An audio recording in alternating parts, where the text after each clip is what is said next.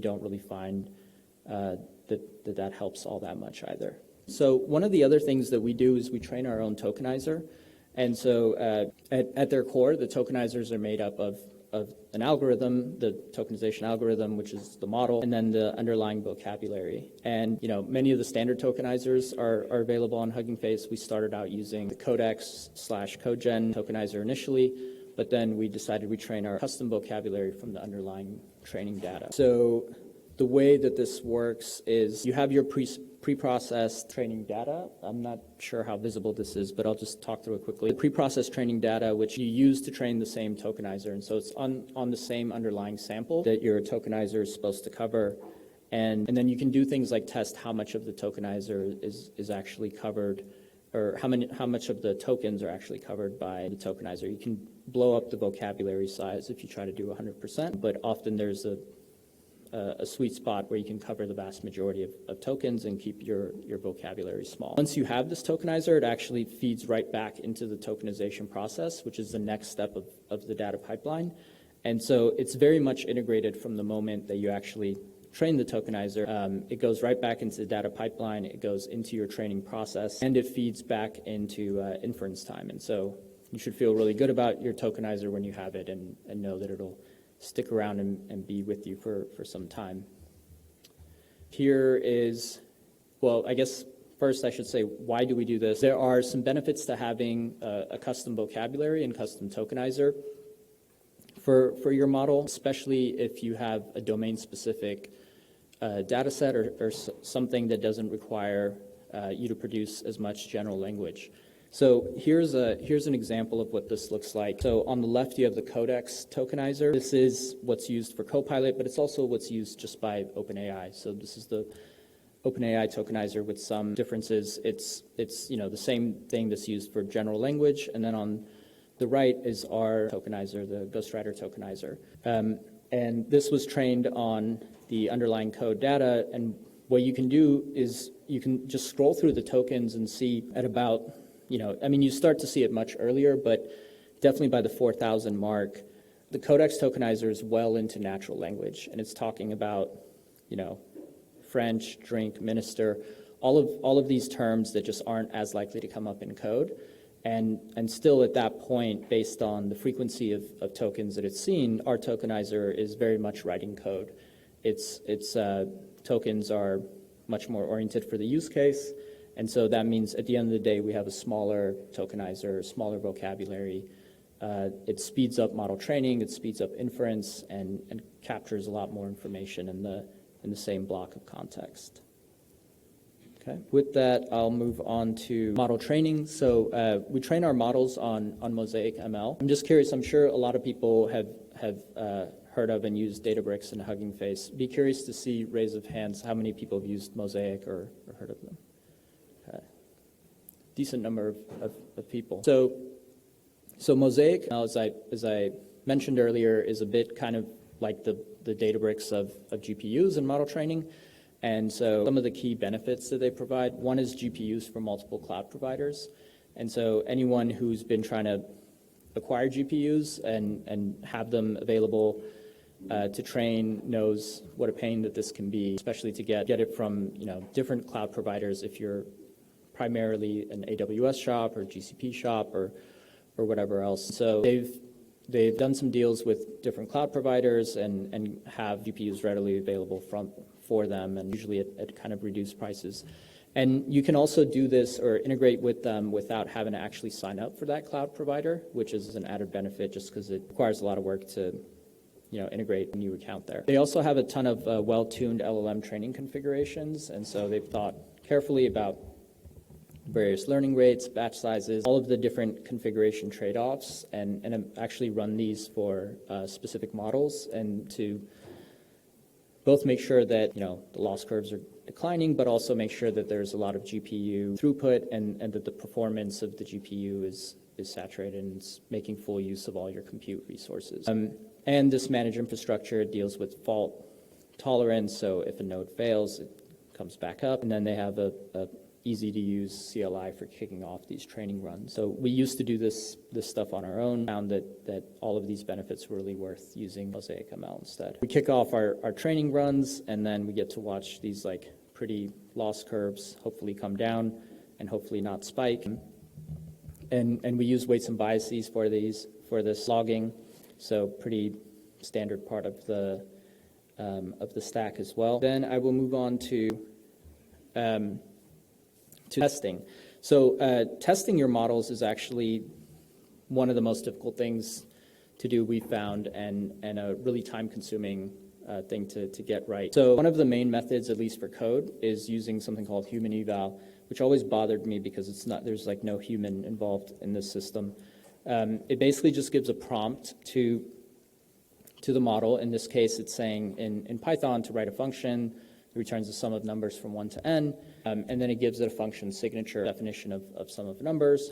And then here on the output, the model produces an output, and then we can actually run a test to see, did this produce what was expected? Did the output of the model, once we execute that output, does this produce the test result that we expected? This is where Hugging Face's code inference actually comes in really handy, because you can just run at least Python code and run through these test cases pretty quickly.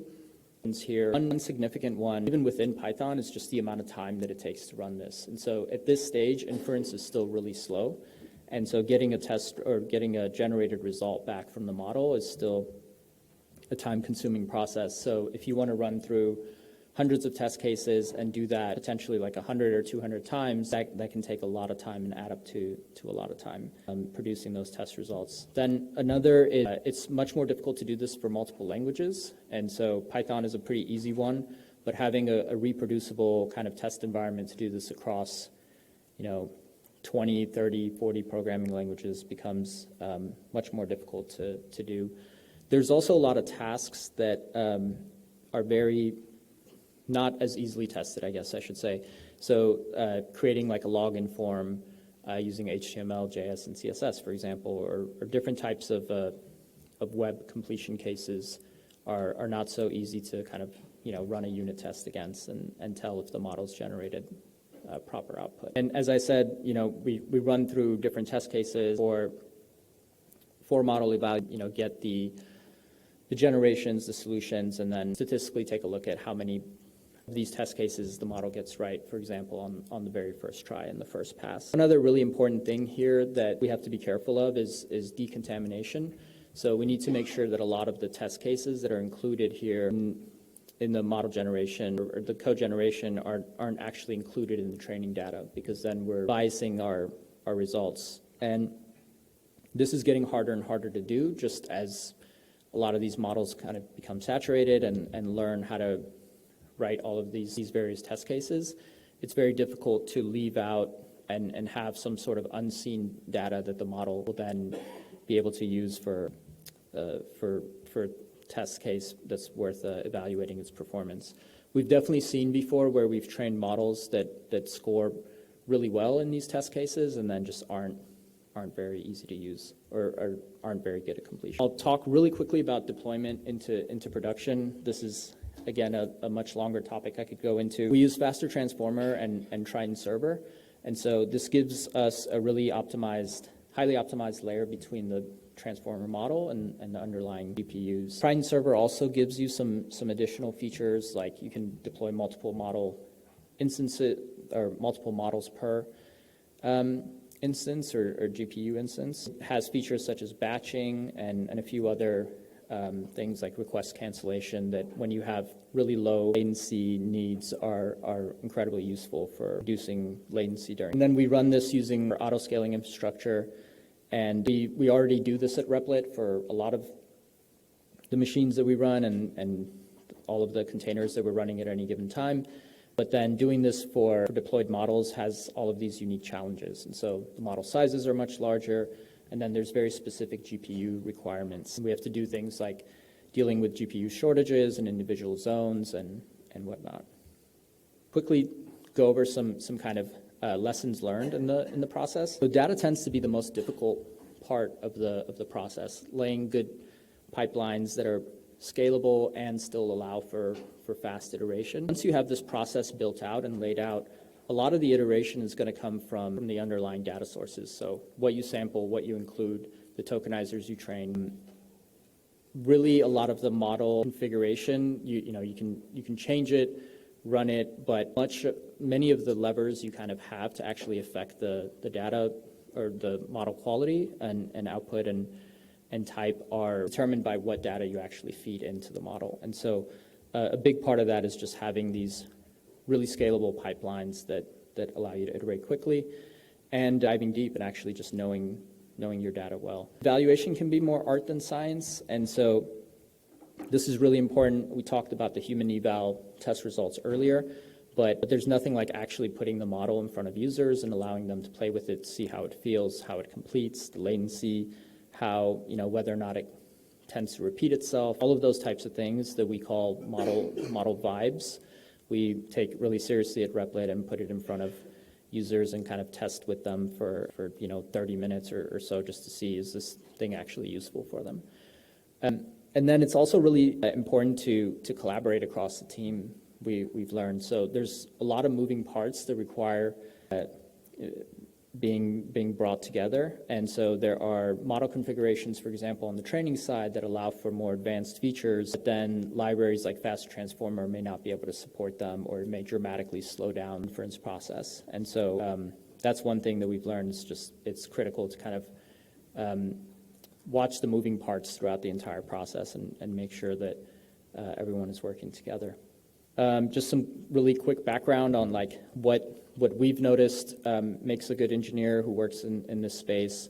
One is the right mix of research and engineering mindset. And so this means someone who has a research mindset but can also do the engineering that's involved and required to actually test these ideas, train these models, and deploy them into production. Experience working with data at scale obviously matters, and so if you use like the Transformers library, that's great, and but the ability to also move that into more distributed kind of pipelines where you can analyze, say, 2.7 terabytes of data at scale is really important.